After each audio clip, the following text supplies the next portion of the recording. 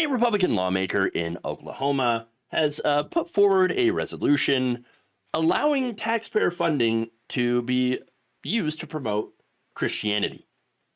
Now, wait a minute. This is something that they've been trying to do, right? But Oklahoma voters keep, shooting it down. Now, in 2016, for example, there was an attempt to get rid of something called the Blaine Amendment. So Republicans have been trying to get rid of that. And what it is it's the state constitution. Article 2, Section 5 strictly forbids the use of public money for religious purposes. Okay. The GOP in 2016 tried to do a ballot measure to overturn it, and that ballot measure failed. But not to be dissuaded, State Senator Dana Prito is trying something different. So he, pictured there, recently, I know, nice hat, right?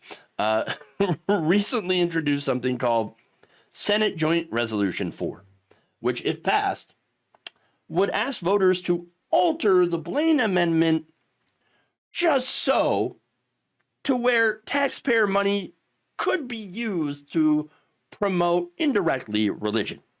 Okay, currently, Article 2, Section 5, state constitution says that no public money can be used both indirectly or directly to support religion or religious institutions. The amendment, supported by SJR 4, would change the Constitution just ever so slightly so that the only thing that would be banned would be direct financial support of religion.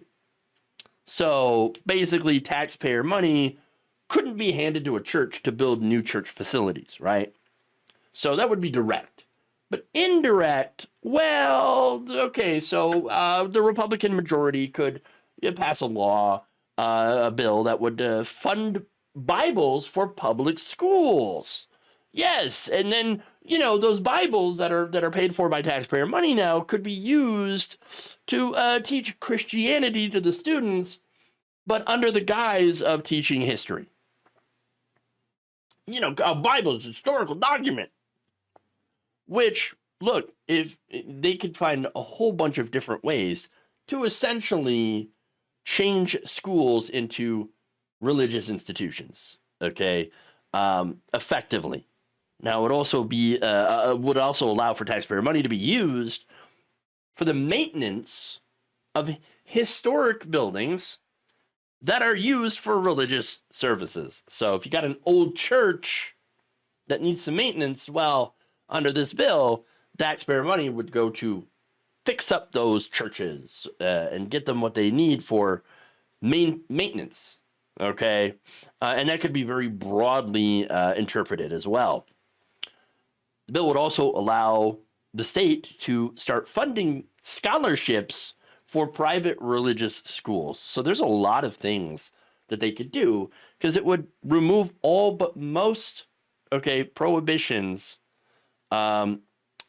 save for the direct funding of churches, Christianity within the state.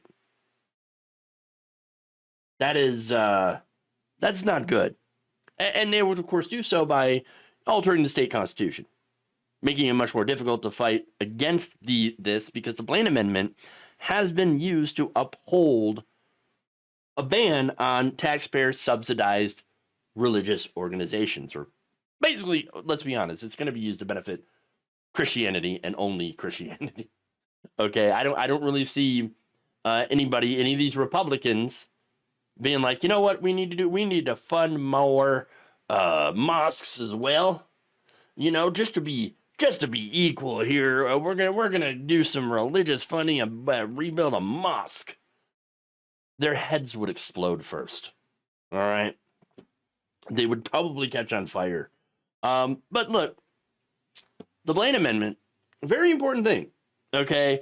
The Oklahoma Supreme Court actually ended up citing the Blaine Amendment when they ruled against the state-sponsored Catholic charter school that Oklahoma tried to have built, okay? So, look, this is a tricky way to get past the voters who keep saying, we don't want taxpayer money to go to funding churches. Keep the churches separate from the government. But these efforts remind me of how the right continues to chip away at different things that they don't like. For example, it's how they chipped away at campaign finance law. Okay, they weakened the things around the edges.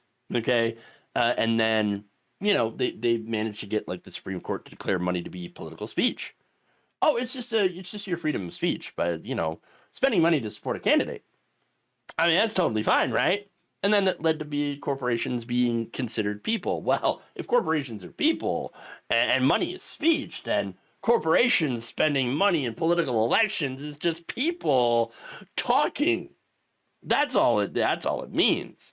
And then from there, we go to Citizens United, which is like, well, hey, look, if corporations are people and money is free speech, then you can't prohibit these corporations from, making things called super PACs and shoving unlimited money in those super PACs, which then use their free speech to, advocate on behalf of or against another candidate. So you see how, you give them an inch and they're taking a mile. Okay, and that's what they do. They chip away at these institutions, they chip away at these laws until they can finally deliver their killing blow, which is, also what they did with Roe. Okay, chipping away at that over the years and trying to find, ways to weaken it until it got to the Supreme Court and one of these challenges and then got struck down. So that was another long-term project that succeeded. And so you can bet that getting taxpayer funding of Christianity into government, I mean, that's another one of their goals, getting religion into our government and subsidized by our government. That's not a good thing. Now, that said, for now, this resolution is sitting in a subcommittee, but you can be guaranteed that it's going to make its way out to the voters because of Republican control. So now's kind of the time to get the word out, like, hey, this is coming, all right? Because it is going to get out before the voters, and it will be up to the voters to defeat this. Taxpayer, money should not be going to fund any religion, and I do hope that the Oklahoma's voters, who did strike, did prevent the Blaine Amendment from being struck down before, hopefully continues to keep the Blaine Amendment as it is. Because look, we should want to keep the church out of the government and the government out of the church. That's how it's supposed to be, because one can easily corrupt the other. And if you're an American, if you're a patriot, and if you're a religious person, then you should be against inviting the danger of mixing church and state. Thank you for watching. If you enjoyed this video, please like, share, subscribe, hit the bell icon in order to get notified whenever a new video is released. And if you want to support independent, progressive media through this difficult time where it seems like everybody is shutting down, you can become a member on our YouTube page, you can become a subscriber on Facebook, or you can go to my Patreon. It's patreon.com/Jeff Waldorf. Thank you.